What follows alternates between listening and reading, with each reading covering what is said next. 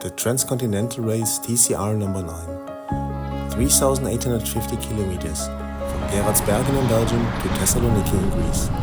One of the toughest unsupported ultracycling races of the world. Across the Alps and the Balkans until finally reaching the furnace of Greece. If you ask me why I'm doing that, I have no idea.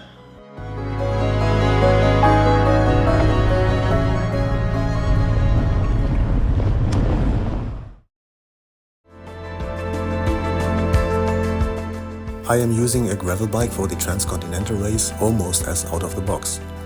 Changes are the road tires, robust aluminum rims and a dynamo hub. Equipped with aero bars and razors to have more convenient positions to put my hands and arms during the long journey, plus a saddle that is proven to be the right one for me on long distance events, it should be perfectly equipped.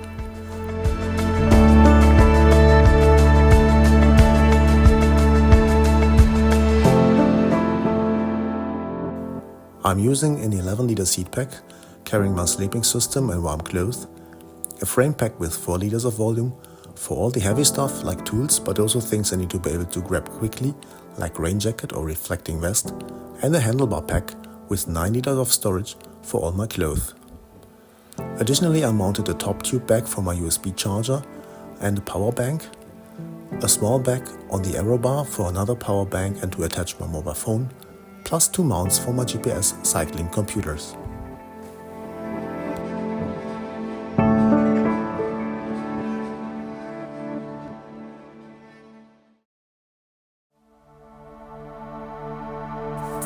Race day on July 23rd, 2023.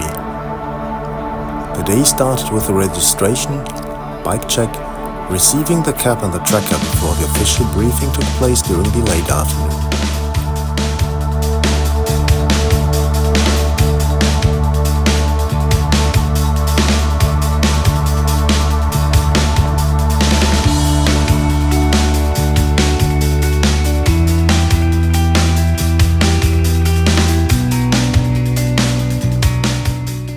I planned my route to control point 1 in Ivanić from Belgium to France, staying north of the Vogesen area before heading south direction Basel, continuing to cross Switzerland via Luzern and Andermatt, climbing the Gotthard, San Bernardino, Spulga, Maiola, Bernina and Livigno pass to eventually reach CP1 in Italy.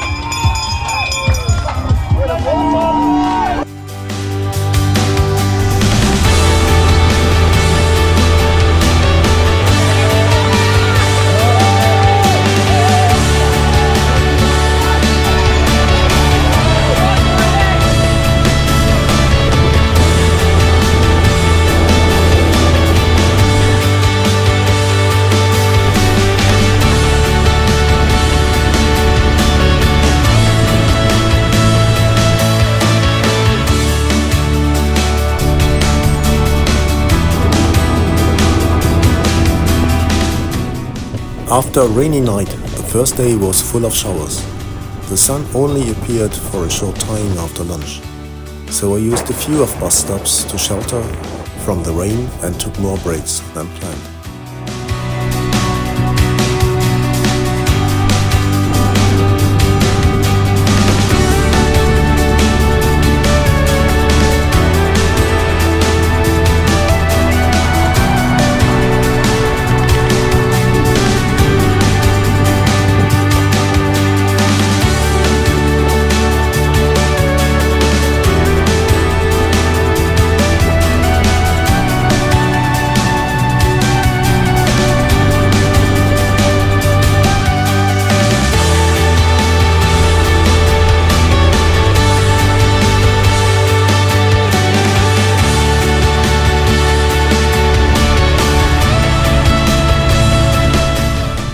Day 2 has started.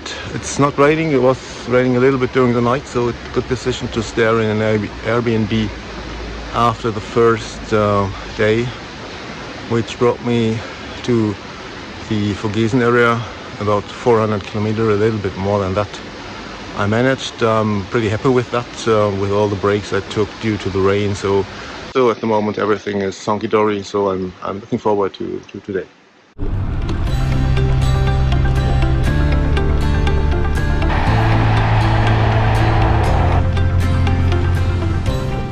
Day 2 continued with a mix of sun, showers and even thunderstorms. Near Colmar in France, I had to stop to replace a broken bottle cage and to buy a repair set for my tubeless tires, which I forgot to put into my frame pack before the start.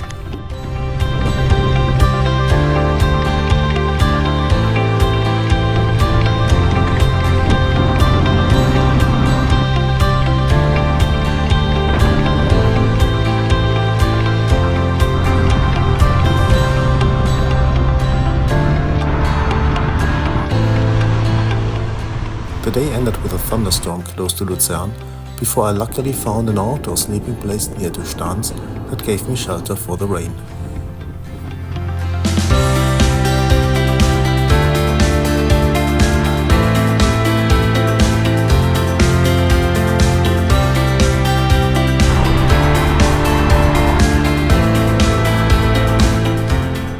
One way to avoid the forbidden Achsenstraße was passing west of Vierwaldstätter See. That meant walking for a couple of kilometers downstairs wearing cycling shoes. I thought that this would be the longest walking passage of the Transcontinental. If I had known here what I was going to expect, not sure if I had continued. It continued to rain, and up to the Gotthard Pass the weather forecast didn't look promising.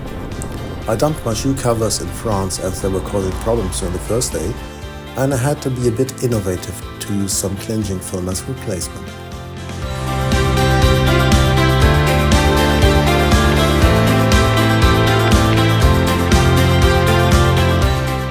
On the south side of Gotthard, the weather changed and the sun took over before the first parcours started.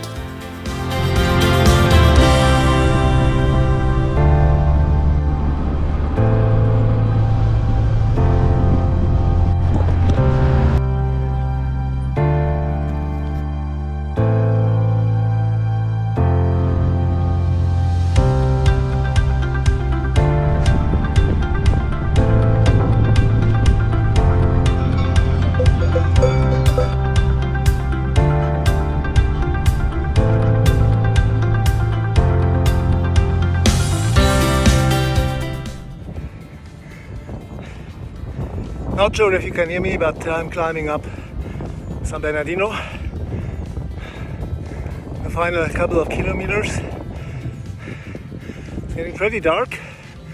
Maybe in the video it looks still bright, but everybody's having lights switched on.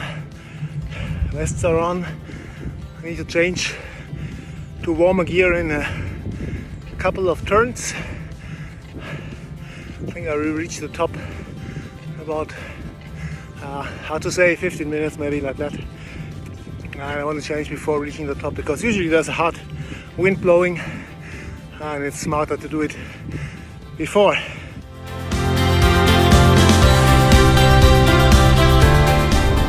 At 1:30 a.m, with a cold breeze blowing and only 5 degrees Celsius, I found a sleeping place in Splügen at a bus stop.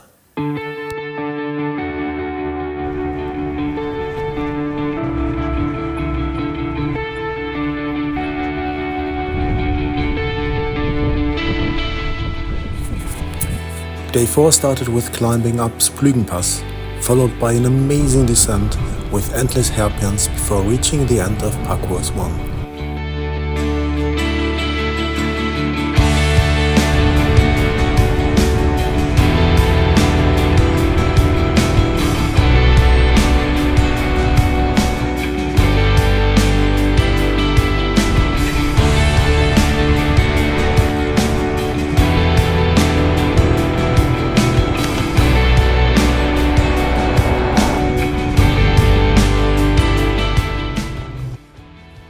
It's day 4.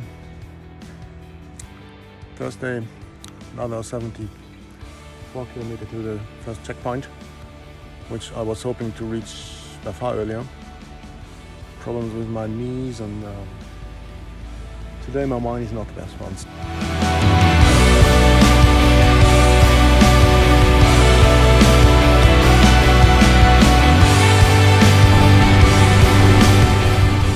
After the Majola Pass, with tailwind towards St. Moritz, my mood changed completely, and it was as if someone turned a switch.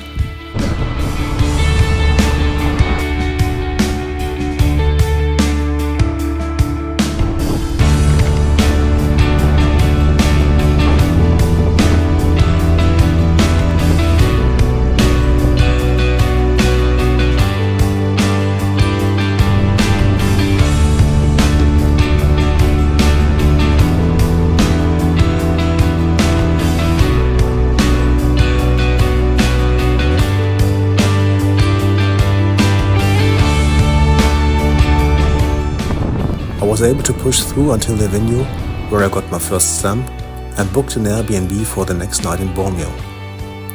Some kilometers and some climbs still to go.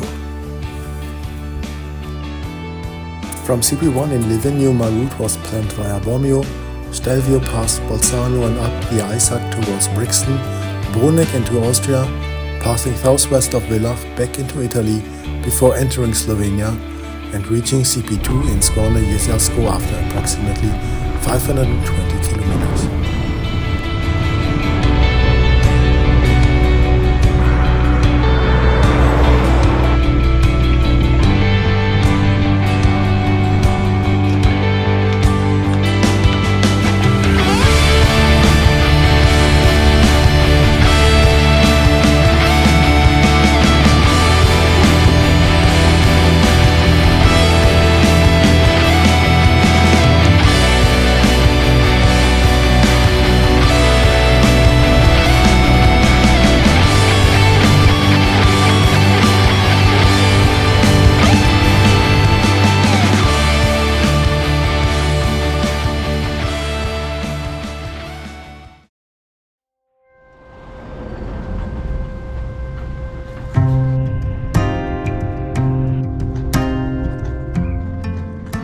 Day 5 started with climbing up to the top of the Stelvio, with 2,760 meters, the highest pass on my transcontinental route.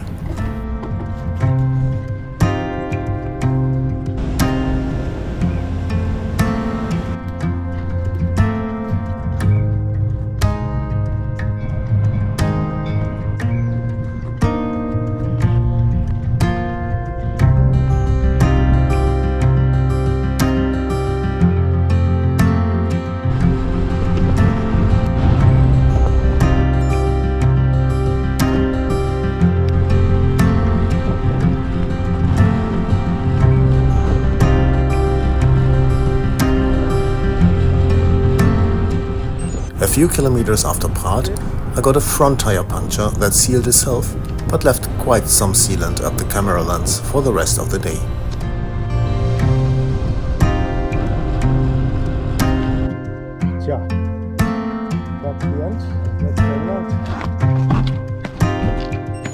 It was really getting hot around Bolzano and I had to quite often refill my bottles along the Isaac River.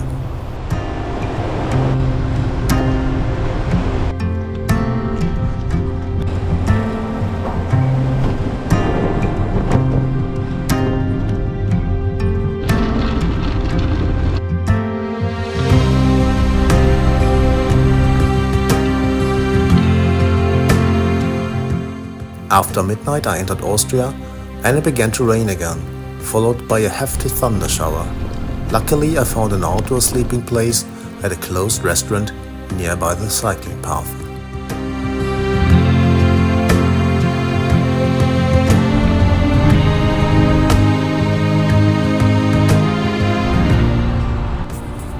After a good breakfast at a bakery in Austria, I was heading back towards Italy.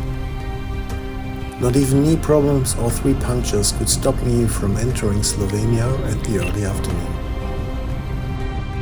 The perfect conditions, weather, cycling paths and roads, brought me closer and closer to CP2.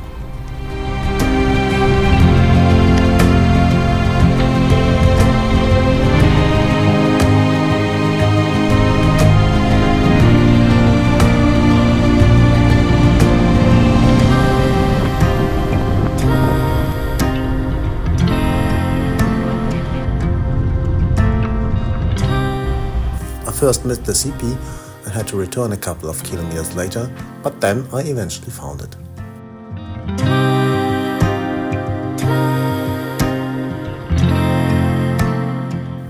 I decided to rest at the former border station between Austria and Slovenia, where I found a bit of shelter for the upcoming rain in the night.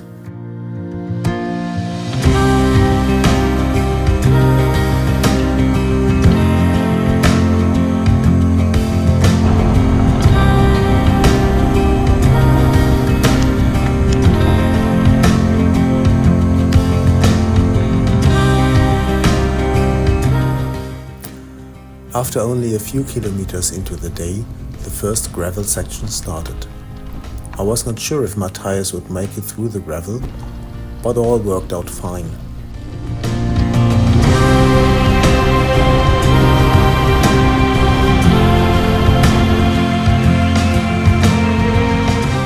After some resupply at the gas station, I continued to slowly turn south direction Croatia.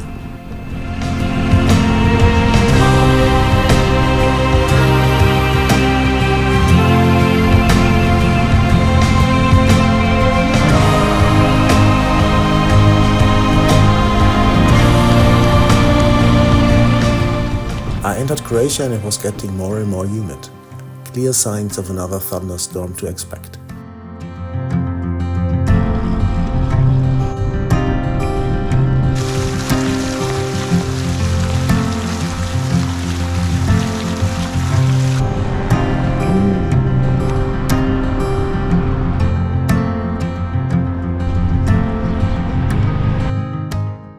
The thunderstorm caught me round about 2100.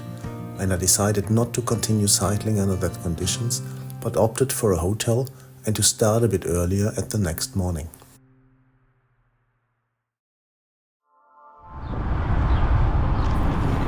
Day 8 started with a bit of bad mood. I was for many kilometers cycling through an area where the signs of the civil war are still visible. Paired with the humid air and mist, I felt tired, hungry, questioned the whole event. I was almost ready to scratch.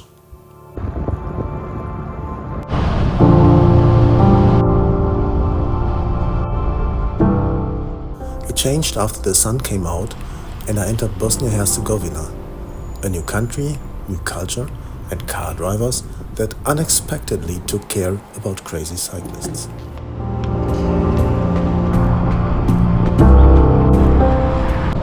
I decided to go for new tires in Banja Luka after the first reports about the gravel parcours in Albania were published. The top of the race was already far ahead.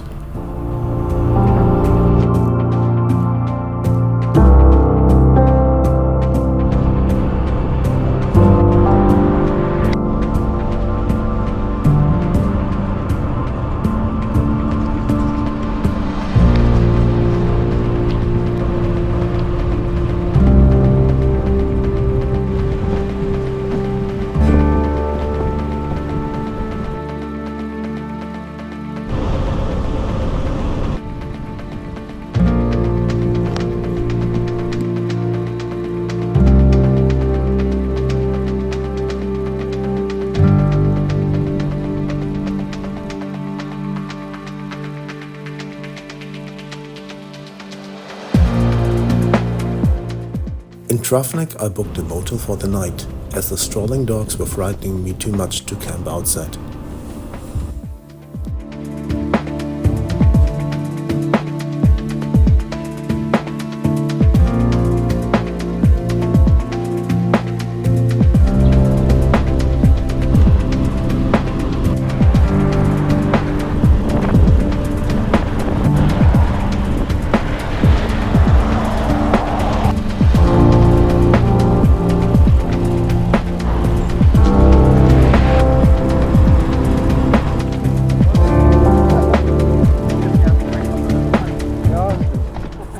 Passing Sarajevo and entered yet another astonishing landscape with a lot of tunnels, climbs and descents on my way towards Montenegro.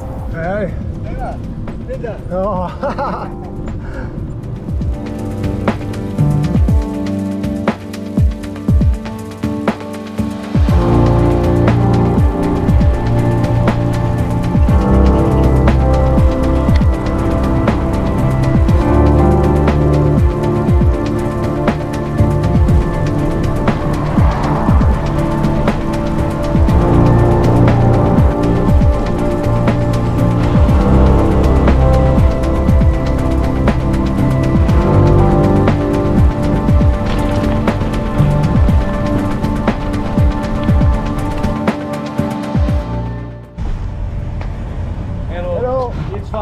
good luck. Thank you.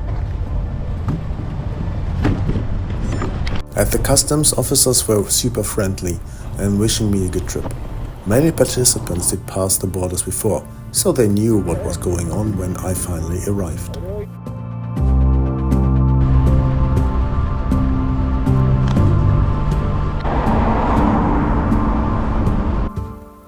In Montenegro, the beautiful countryside continued. I could have stayed there forever, but pressure was on to reach the next checkpoint in Albania in time.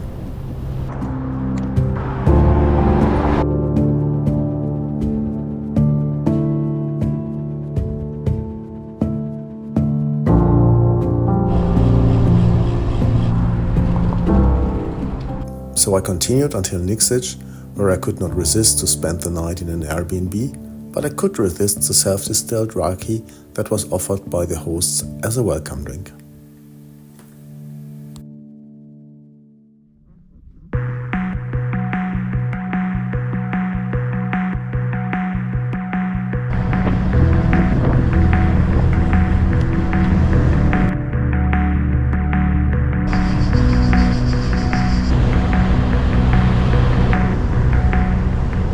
Early day 10, I was passing the border to Albania, and it was as if I was entering a different world again.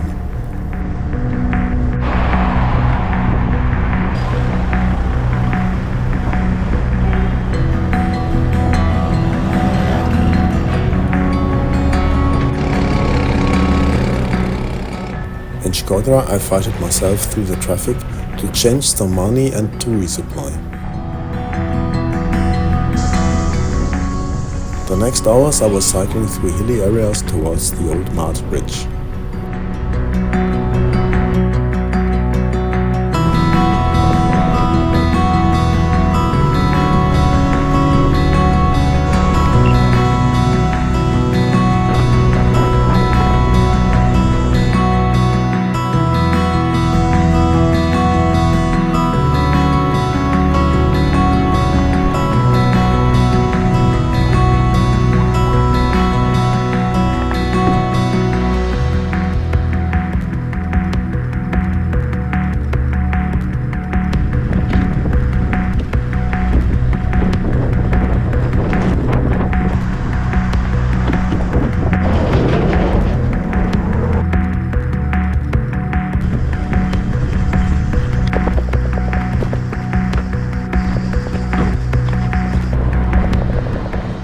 My knee started to hurt again before CP3 in Berling, which slowed me down a lot and it cost a lot of motivation and energy.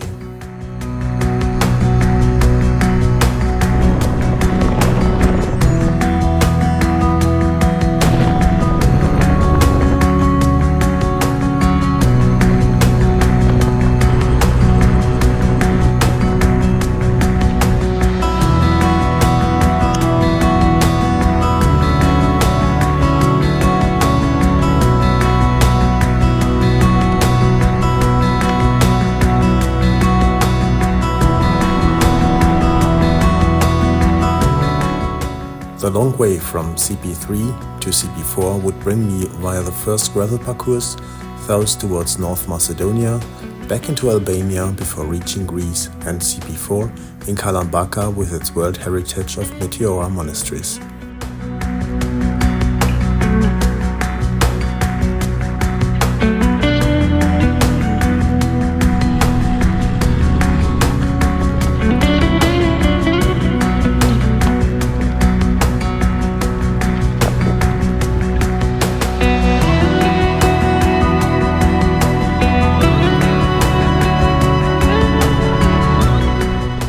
After the CP and a longer break, I was ready to continue towards the third parcours, the gravel parcours that was anything else but suitable for passing through during the night, but I did not see another option rather than to continue. I called a hotel owner out of his bed at 2 a.m. when I finally reached Peshkopi.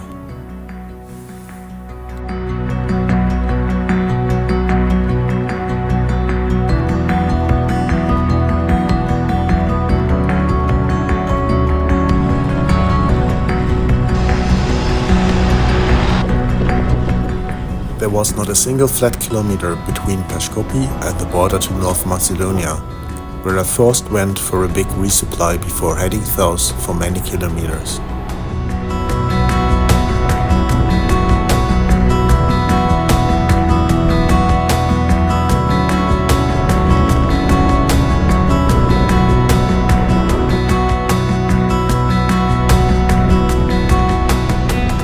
Temperatures were getting higher and higher, and I was afraid to getting a heat stroke, so I took a couple of short breaks in the shadow to cool down.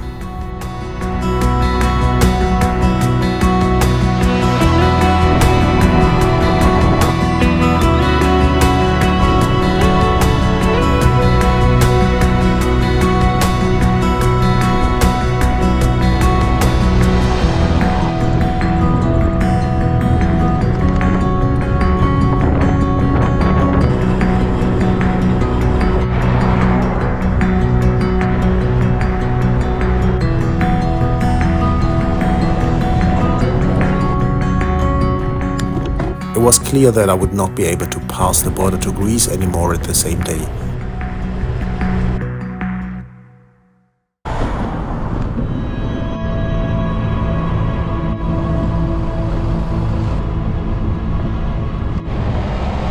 So I stopped in the middle of nowhere, at least where I did not find any roads that could be called road for many, many kilometers.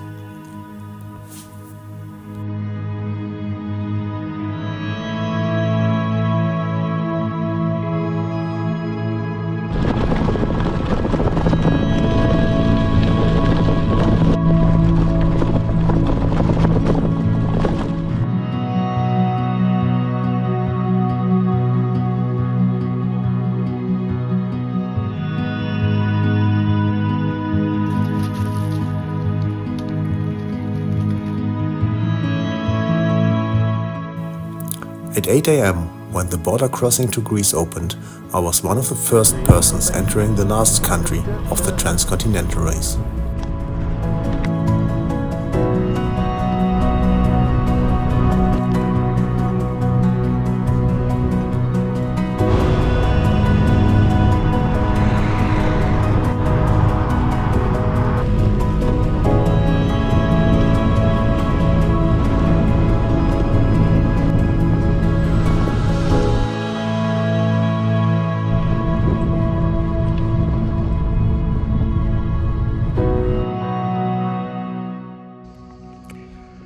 So I'm on the way to the first of the three parcours from the Meteora checkpoint. Roughly halfway up one climb before it's downhill, and then I hope it's a bit flattish till the start of the parcours. We'll be up again.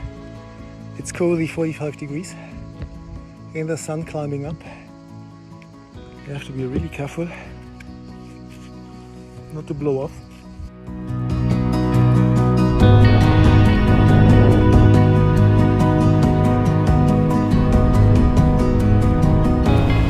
Temperatures reached more than 40 degrees during the day, and I was competing with bees to get some water.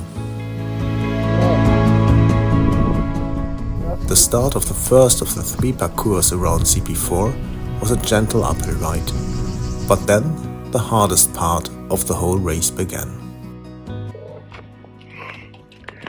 So, in case you're wondering what's going on, I decided to combine the two parcours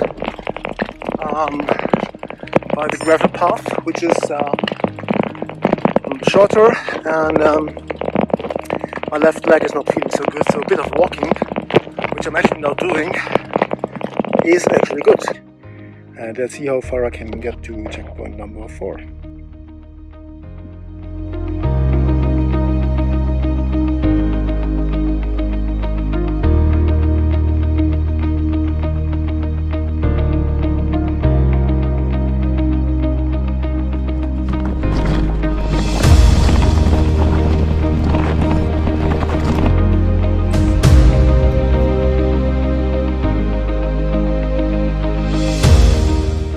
It's 1:30, I think.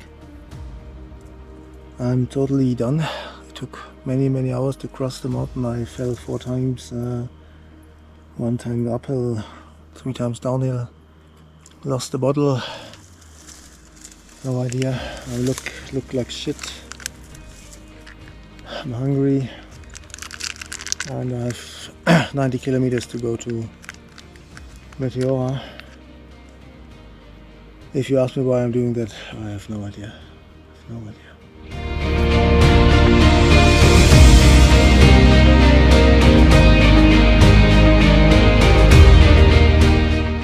With no breakfast, tired and feeling completely broken, I started on the last 90 kilometers towards CP4.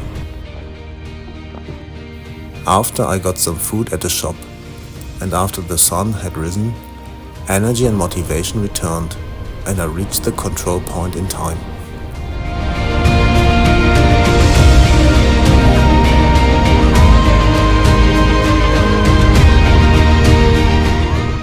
I was now sure that I have a fair chance to reach the finish in time for the GC.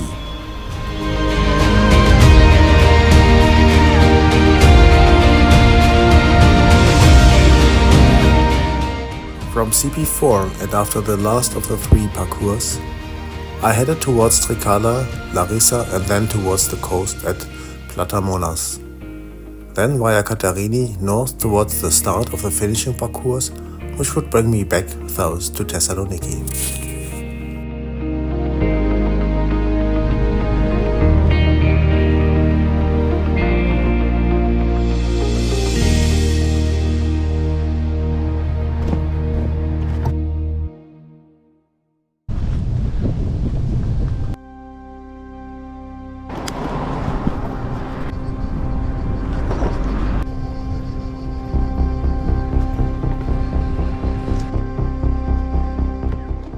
At the end of the last of the 3 parcours around CP4, I replanned my route to go back and ride along the coastline.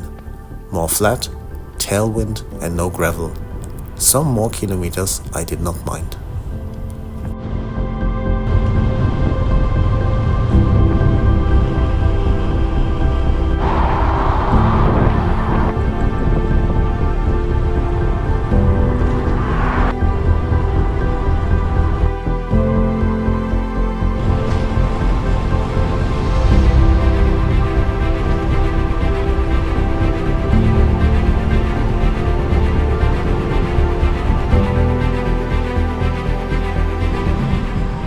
I managed to almost reach Katerine, just I could not find a good place for the night.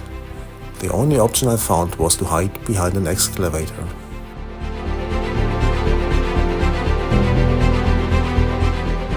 Another hot day in Greece, with a break after lunch to escape from the heat. Somehow I forgot to properly recharge my power banks while riding, and I had to stay in a cafe a bit longer to recharge my phone and GPS device. My neck started to hurt and it got more and more problematic to keep my head up. I had to support my head with one hand while leaning on the aero bars. The day ended with a good meal at a restaurant.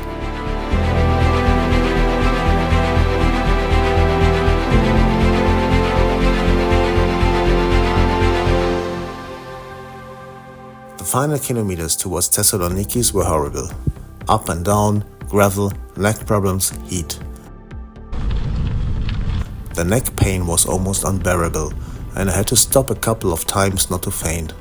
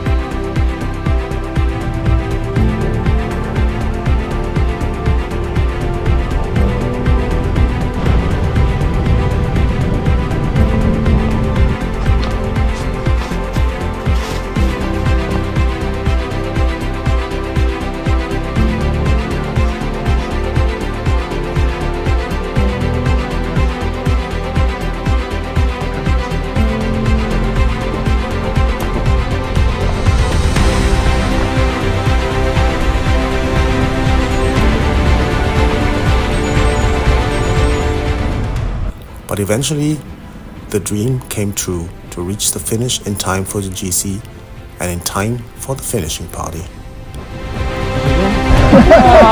That's me. You made it safe. That's the most. Well done.